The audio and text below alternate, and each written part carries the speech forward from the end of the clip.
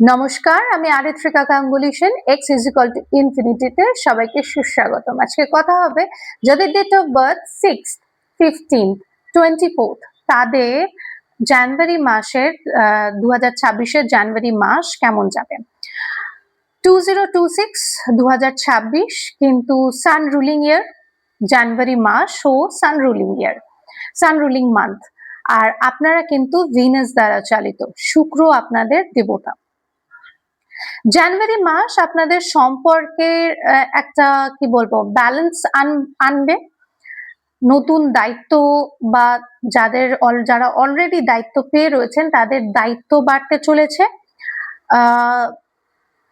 যেগুলো খুব শৌখিন এমন কোনো কাজ আপনাদের আসতে চলেছে।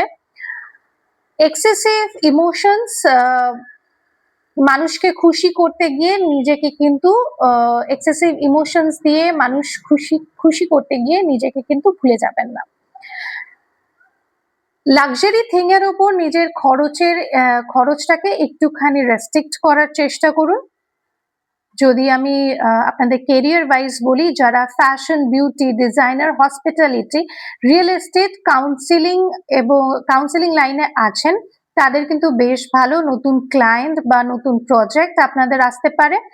পার্টনারশিপে যারা বিজনেস করতে চাইছেন তারা কিন্তু পরিষ্কার নিজেদের শর্তগুলোকে একদম পরিষ্কারভাবে কমিউনিকেট করবেন, কোনো কিছু হাইড করবেন না। কাজ বা ব্যক্তিগত জীবনের যে ব্যালেন্স সেটা কিন্তু আপনাদের ভীষণ দরকার এই মাসে। আপনাদের লাকি টাইম, ভালো সময় আপনাদের জন্য 7 থেকে 11ই জানুয়ারি, 19 থেকে 25 জানুয়ারি আপনাদের বেশ ভালো যেতে চলেছে। ফিনান্স ওয়াইজ আপনাদের একটা রেগুলার ইনকাম আপনাদের থাকবে।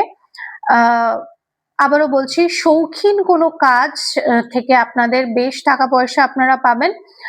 শৌখিন জিনিসের প্রতি বেশি খরচ করার চেষ্টা করবেন না, তাতে আপনাদের এক্সপেন্সটা বেড়ে যাবে।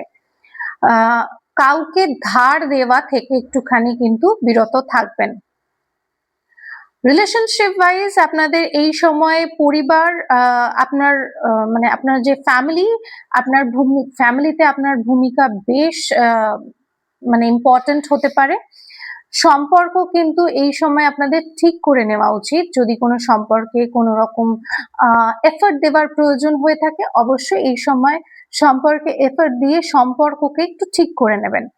একতরফা ডিট্যাচমেন্ট, একতরফা কোনো কি বলবো কোনো কিছু পাওয়ার ইচ্ছে বা প্রত্যাশা আপনাকে কিন্তু কষ্ট দেবে। স্পষ্ট কথা, নিজের কমিউনিকেশনটাকে একদম খুব ক্লিয়ার করে বলার চেষ্টা করবেন।